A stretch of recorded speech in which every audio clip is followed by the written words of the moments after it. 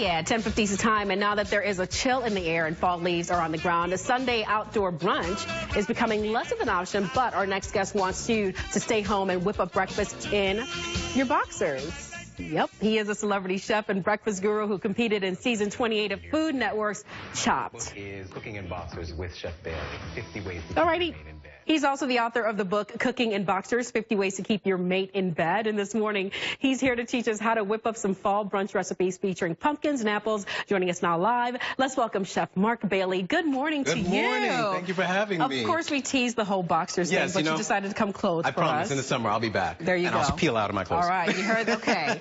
Invitation always standing. Okay, this looks amazing. We're doing it with pumpkins. We're with apple, and we even got some Brussels sprouts. You know, we're keeping it all in season here, but let's start with parfaits. Let's do that. It looks delicious. Parfait. Yeah, no, you know, it's attractive to the eyes. You know, I have yogurt going on the bottom. Okay. What I've done is I used pumpkin puree as well as created my own applesauce, which is basically just pureeing it in a food processor. Combining the two with a little pumpkin spice and then topping it off with some granola or nuts. That looks amazing. You can't go wrong with that. You really can't. Quick, simple, once again, great on the eyes. Okay.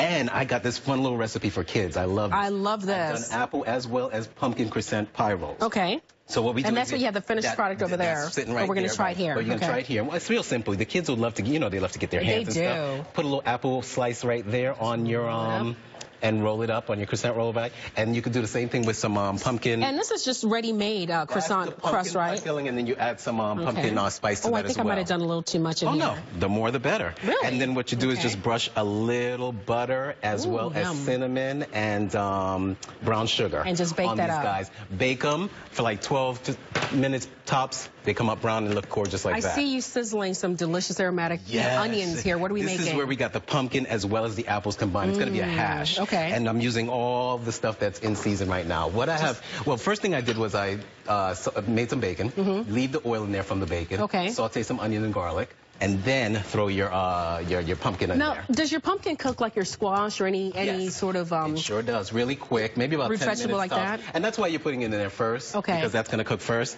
And then you're going to throw in your Brussels sprouts. Is it important to have everything cut pretty small so it cooks evenly? You know, and it's just like more attractive too. It does. And the apples. You want to toss that a little bit? I sure will. Okay. Put a little salt and pepper in there as well. Oh yeah, a little S&P. Yep. Okay. Now while I'm stirring this up, we teased that you were on Chopped. Yes. How was that? What was that experience like? You know what? It was great. It was great. It was like an adrenaline rush. I felt like I did a roller coaster, you know, in that round. And you know when you do a roller coaster, you want to do it over.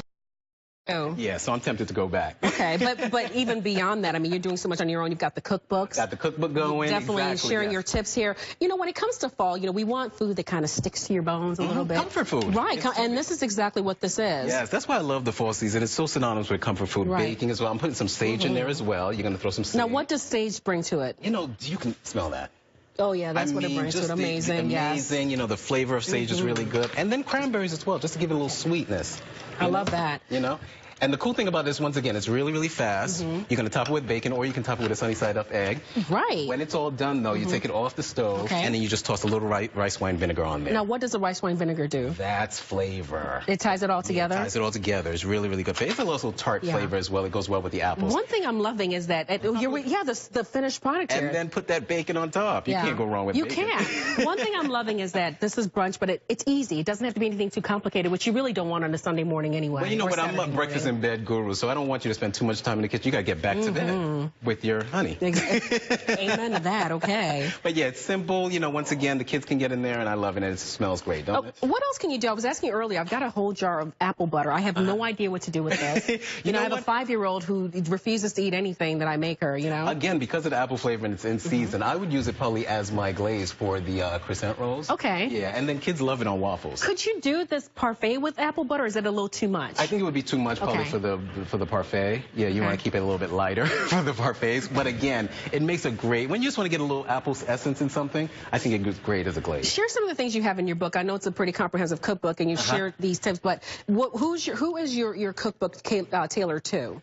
We're looking at the cover. It's lovers. It's nice. No. It's nice. No. Hello. Breakfast, lovers, and lovers of breakfast. I love I'm a breakfast guru. It's my favorite meal of the day. It is the most important meal of the day as we are here. But it gets all, you know, the keeping everything going. I have a chapter in there on bacon, solely bacon. I have a chapter in there on all sweets, all things sweets, whether it's waffles, whether it's pancakes, all that good stuff or what have you. And then I got a skinny breakfast section too. So, you know, I do have a skinny breakfast section. Okay. So you're good to go on that as well. And I didn't want to leave out the waffles. I threw some pumpkin waffles in here as well. You made these from scratch? Yes, exactly. Great. Get your Belgian waffle out and get the waffles going. How can people find you or get this amazing cookbook that you've got going? ChefBailey.com or Twitter, Bailey the Chef. You can tweet me all the time and get any recipes you'd like or whatever, you know. But I'll be back here. How about that? Mark Bailey, we love it. And you promise you're coming back in the summer. In my boxes. Sans the clothing. Not that we want to objectify you or anything. I know, right? The food is amazing. Thank you so much. Thanks, you know how to get the deets from him. Okay, we're going to toss it over to Steve and Aaron, who apparently have invited a guest. Can you believe this?